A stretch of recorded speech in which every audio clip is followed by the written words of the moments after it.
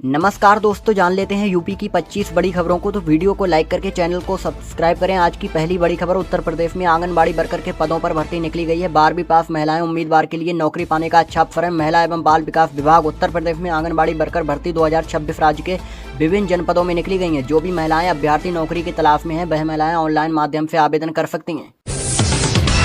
मुख्यमंत्री योगी आदित्यनाथ ने विधान परिषद में कांग्रेस और सपा पर निशाना साधा। उन्होंने सपा को कांग्रेस से सबक लेने की सलाह दी, जो विधान परिषद में बहीन हो चुकी है। सीएम ने उत्तर प्रदेश की नई पहचान, विकास, कानून व्यवस्था, कल्याणकारी योजनाओं पर जोर दिया।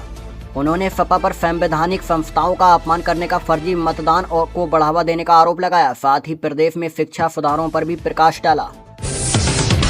घर के साथ मिलेगा काम, पीएम आवास लाभार्थियों के बनेंगे जॉब कार्ड। बहराइच में 2,71,000 ग्रामीणों ने किया आवेदन। प्रधानमंत्री ग्रामीण आवास योजना में चयनित लाभार्थियों के जॉब कार्ड बनाए जाएंगे। इस नई व्यवस्था को लेकर ग्राम्य विकास विभाग कार्रवाई में जुटा है। पक्की छत का लाभ पाने के लिए 2,71,000 से अधिक लोगों ने आवेदन किया था। इनके सत्यापन की पूरी कार्रवाई अंतिम दौर में चल रही है।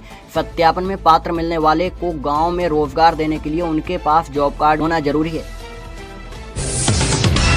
सीएम योगी ने कहा कि पहले की सरकारों का विकास परिवारवादी था। जेपीएनआईसी का उदाहरण देते हुए विपक्ष पर निशाना साधा। कहा कि 800 करोड़ रुपए खर्च हो गए, फिर भी अधूरा है।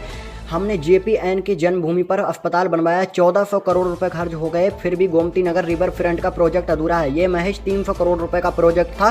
सीएम योगी ने आगे कहा कि आज प्रदेश में बेहतर एयर कनेक्टिविटी है। प्रदेश में 16 डोमेस्टिक एयरपोर्ट हैं, 4 इंटरनेशनल एयरपोर्ट हैं, 5वां इंटरनेशनल एयरपोर्ट जेवर में बनकर तैयार है। इसी महीने काम कोशिश करेंगे कि वह शुरू हो जाए। प्रदेश में शिक्षा की बेहतर व्यवस्था है। टाटा टेक्नोलॉजी के साथ मिलकर आईटी पर काम हुआ है।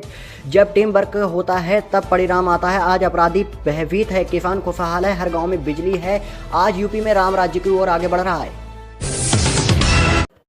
हरदोई में प्रधानमंत्री आवास योजना ग्रामीण के तहत बेघर परिवारों का सपना जल्द पूरा होगा। सर्वे और सत्यापन के बाद 1,12,162 ग्रामीण परिवार पात्र पाए गए हैं। डीआरडी अधिकारियों के अनुसार बजट मिलते ही इन परिवारों के खाते में राशि भेज दी जाएगी। कुल 1,35,000 से अधिक आवेदन प्राप्त हुए थे, जिनमें से अंतिम सत्यापन के बाद यह संख्या निर्धारित की गई है। चेक बाउंस मामले में तिहाड़ जेल में बंद अभिनेता राजपाल यादव को आज दिल्ली हाईकोर्ट से बड़ी राहत मिली। अभिनेता की जमानत याचिका पर सुनवाई करते हुए दिल्ली हाईकोर्ट ने अभिनेता को 18 मार्च तक के लिए जमानत दे दी है। इससे पहले कोर्ट ने राजपाल यादव के वकील को अंतरिम जमानत के लिए दोपहर 3 बजे प्रतिवादी यानी जिस कंपनी से उधार लिया है उसके नाम 1.5 करोड़ रुपए जमा करने का आदेश दिया था। अभिनेता ने ऐसा कर दिया, जिसके बाद कोर्ट ने 18 मार्च तक के लिए अभिनेता को जमानत दे दी है। साहिबाबाद के औद्योगिक क्षेत्र साइट 4 में सोमवार दोपहर ऑटोटोक और भारत ऑयल फैक्ट्री में भीषण आग लगी। शॉर्ट सर्किट से आग का कारण माना जा रहा है। दमकल की 10 गाड़ियों ने 1 घंटे की मशक्कत के बाद आग पर काबू पाया। हापुड़ और गौतम नगर से बुलाई गई गाड़ियां वापस भेज दी गईं। इस घटना में लाखों का नुकसान हुआ, लेकिन कोई जनहित नहीं हुई। कर्मचारी को सुरक्षित निकाला गया।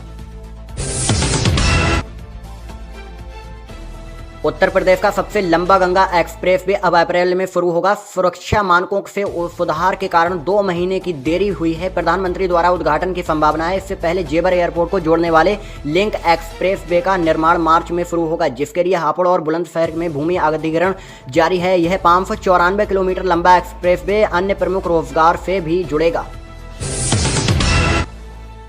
यूपी के मेरठ जिले में 22 फरवरी को मेट्रो और नामो भारत ट्रेन शुरू होगी। मेरठ साउथ में मोदीपुरम तक 13 स्टेशनों पर सेवा मिलेगी और दिल्ली का सफर 55 मिनट में पूरा होगा। प्रधानमंत्री नरेंद्र मोदी 25 फरवरी 2026 को 2 दिवसीय इजराइल दौरे पर जाएंगे। इजराइल पीएम बेंजामिन नेतन्याहू ने इस यात्रा की पुष्टि करते हुए कहा, भारत एक शक्तिशाली देश है। दोनों देशों के बीच मजबूत रणनीतिक साझेदारी और सहयोग पर चर्चा होगी। भारत इजराइल गाजा युद्ध के लिए 2 स्टेट समाधान का समर्थन करता है, लेकिन इजराइल के साथ अपने संबंधों को मजबूत बनाए रखेगा। प्रयागराज पुलिस ने ऑनलाइन ठगी करने वाले 3 साइबर अपराधियों को गिरफ्तार किया है। यह अपराधी लोगों के एपी के फाइल फिशिंग लिंक भेजकर या फिर बैंक अधिकारी बनकर ठगी करते थे। इन्होंने 15 लोगों को अपना शिकार बनाया था। पुलिस ने इनके पास mobile, sim card, ATM card और पासबुक बरामद किए हैं। साइबर पुलिस आगे की कार्रवाई कर रही है। दिल्ली इलेक्ट्रिसिटी रेगुलेटरी कमीशन यानी डीईआरसी ने राजधानी में पावर डिस्ट्रीब्यूशन कंपनी के लिए वर्चुअल नेट मीटरिंग की नई गाइडलाइंस जारी की है। इसके मुताबिक अपने घर या बिल्डिंग की छत पर लगे सोलर पैनल से पैदा होने वाली अतिरिक्त बिजली अपने पड़ोसी को बेच सकते हैं। पीएम मोदी आज इंडिया एआई इम्पैक्ट एक्सपो का उद्घाटन करने जा रहे हैं। इस आयोजन में 300 से अधिक प्रदर्शनकारियों का लाइव प्रदर्शन किया जाएगा। फ्रांस के राष्ट्रपति अपनी पत्नी के साथ इसमें हिस्सा लेंगे।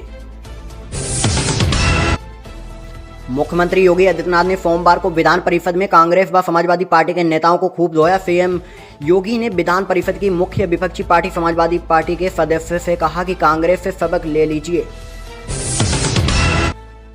नेपाल से तस्करी कर लाया जा रहा था चाइनीज सेब और मक्का को एसएसबी पुलिस कस्टम की संयुक्त टीम ने बरामद किया। बरामद सामान को चोर के पिकअप में डालकर भारतीय सीमा में लाया जा रहा था। टीम ने पकड़े गए फल और मक्का लदी पिकअप को सीज कर निचौल कस्टम को सौंप दिया। विधान परिषद में केशव प्रसाद मौर्य ने राहुल गांधी और अखिलेश यादव पर कोविड वैक्सीन को लेकर जनता को गुमराह करने का आरोप लगाया, जबकि उन्होंने खुद टीका लगवाया था। विपक्ष ने सरकारी अस्पतालों को स्वास्थ्य सुविधाओं की कमी का मुद्दा उठाया। सदन में बिजली विभागों के कार्यों, पुरानी पेंशन योजनाओं को, सेवानिवृत्त शिक्षकों की पेंशन और महिलाओं शिक्षकों के अधिकारों को भी चर्चा हुई। सीएम योगी बोले, बढ़ेगी शिक्षा मित्रों और आंगनबाड़ी की सैलरी। विपक्ष में उम्मीद रखना बेवकूफ़ी है। विधान परिषद में सीएम योगी ने कहा, शिक्षा मित्र, अनुदेशक, आंगनबाड़ी वर्कर्स और आशा कार्यकर्ताओं की सैलरी हम बढ़ाएंगे। धन्यवाद प्रस्ताव पर बोलते हुए कहा, राज्यपाल के भाषण के दौरान विपक्ष का आचरण अपमानजनक रहा। विपक्ष से किसी भी तरह की उम्मीद रखना बेवकूफ़ी है। मेरठ के एक बड़े फार्मा कारोबारी की कहानी सुनाई जो 2017 से पहले डरकर आते थे। विधानसभा में डिप्टी सीएम ब्रजेश पाठक बोले, पॉलिटिकल रायता फैला देंगे। सपा विधायक ने पूछा, इनके विभाग में रायता कहां बनता है। वहीं दूसरी तरफ मंत्री बेबी रानी मौर्य सपा विधायक रागिनी फोन करके सवालों का जवाब नहीं दे पाई। सुरेश खन्ना ने उनका बचाव कर जवाब दिया। जल जीवन मिशन पर मंत्री स्वतंत्र देव सिंह ने बोले, यकीन मानिए 4 साल से मैंने किसी को भी लाभ नहीं पहुंचाया है। अखिलेश बोले, बीजेपी की सीक्रेट मीटिंग में तय हुआ कि जहां सपा जीती उस लोकसभा क्षेत्र का वोट कटवाया जाएगा। दबदबा गाना आ चुका है, पंचायत चुनाव हो या ना हो, लेकिन गाना तो सुनिए। कल को दिल्ली वाले आकर कहें दें कि समाजवादियों ने इसे बनवाया था, इसलिए हमने वेपन तैयार रखे हैं, एकदम फील्डिंग लगातार करके रखी है। उन्होंने दबदबा बना रहेगा गाना भी चलाया। बरेली पहुंचे निलंबित सिटी मजिस्ट्रेट अलंकार अग्निहोत्री बोले, अगर वाराणसी से पीएम चुनाव लड़ेंगे तो वहीं से ही लड़ेंगे। वह लोगों की सनातनी पार्टी का विकल्प देंगे। इस पार्टी में जातिवादी में कोई जगह नहीं देगी। बीजेपी को 50% वोटर छोड़ चुका है। अभी चुनाव हुए तो 0 सीट मिलेगी, दावा किया गया। उनकी पार्टी पूरे देश में चुनाव लड़ेगी। आवेदन भी आने लगे हैं। मुरादाबाद के कोर्ट ने फिल्म अभिनेत्री अमीषा पटेल के खिलाफ जमानती वारंट जारी किया। पुलिस को आदेश दिया कि अभिनेत्री को 27 मार्च को कोर्ट में पेश किया जाएगा। वकील पंकज शर्मा ने कहा कि अगर अमीषा कोर्ट में पेश नहीं हुई तो उन्हें गिरफ्तार किया जा सकता है। दरअसल पूरा किस्सा ये है, 2017 में एक शादी में परफॉर्म करने के लिए इन्होंने 11 लाख रुपए की फीस ली थी, लेकिन वहां पर नहीं पहुंची थी। T20 वर्ल्ड कप में भारत की पाकिस्तान पर जीत पर अलीगढ़ में जगह जगह पर आतिशबाजी और मिठाइयां बांटी गईं। डीजे पर नाच गाने के बीच कई इलाकों में भारत माता की जय नारे गूंजते रहे। बाइक पर सवार युवा हाथ में तिरंगा लेकर शहर के अलग अलग चौराहों पर दिखाई दिए। दिल्ली के आर के पुरम स्थित ज्वेलर्स की दुकान में 50 लाख रुपए की चांदी लूटने वाले 6 बदमाशों को आगरा डौकी क्षेत्र में गिरफ्तार किया गया। पुलिस ने आरोपियों को कब्जे से 22 किलो 500 ग्राम चांदी समेत कई सामान बरामद किए। यूपी में होली की छुट्टी में अटका 3 मार्च का पेंच किया। होलिका दहन के अगले दिन खुलेंगे प्रदेश के स्कूल। प्रदेश के प्रसिद्ध विद्यालयों में 2 मार्च सोमवार को होलिका दहन और 4 मार्च को बुधवार को होली की छुट्टी है, किंतु परिषद के कैलेंडर में 3 मार्च मंगलवार को विद्यालय खुलेंगे। इसे देखते हुए शिक्षक संगठनों ने 3 मार्च को भी छुट्टी घोषित करने की मांग की है। खंडारी के बापूनगर में बेशकीमती जमीन पर कब्जे का विवाद थमने का नाम नहीं ले रहा है। महाशिवरात्रि पर पूजा अर्चना से वंचित करने का आरोप लगाए हुए महिलाओं ने हंगामा किया।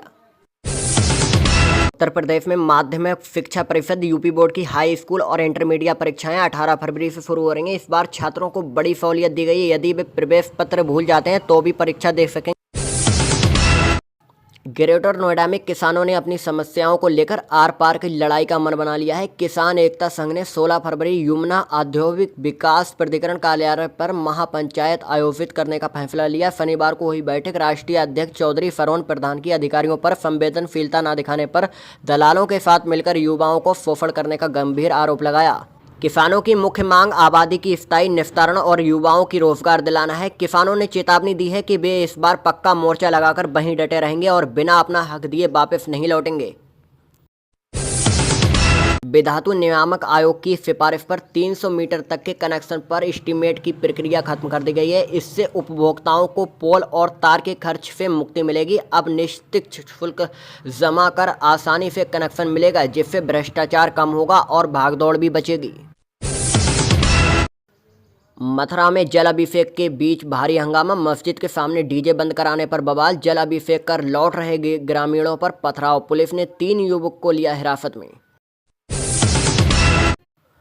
हापुड़ में एक महिला विवाहित ने ससुराल पक्ष पर अतिरिक्त दहेज 25 लाख रुपए मांगने का आरोप लगाया। पीड़िता का कहना है कि पति, सास, नंद और देवर दहेज को लेकर उसे परेशान करते हैं। विरोध करने पर उसे पीटा गया और कपड़े भी फाड़ दिए गए। एसपी के आदेश पर 4 नामजद आरोपियों के खिलाफ एफआईआर दर्ज की गई है।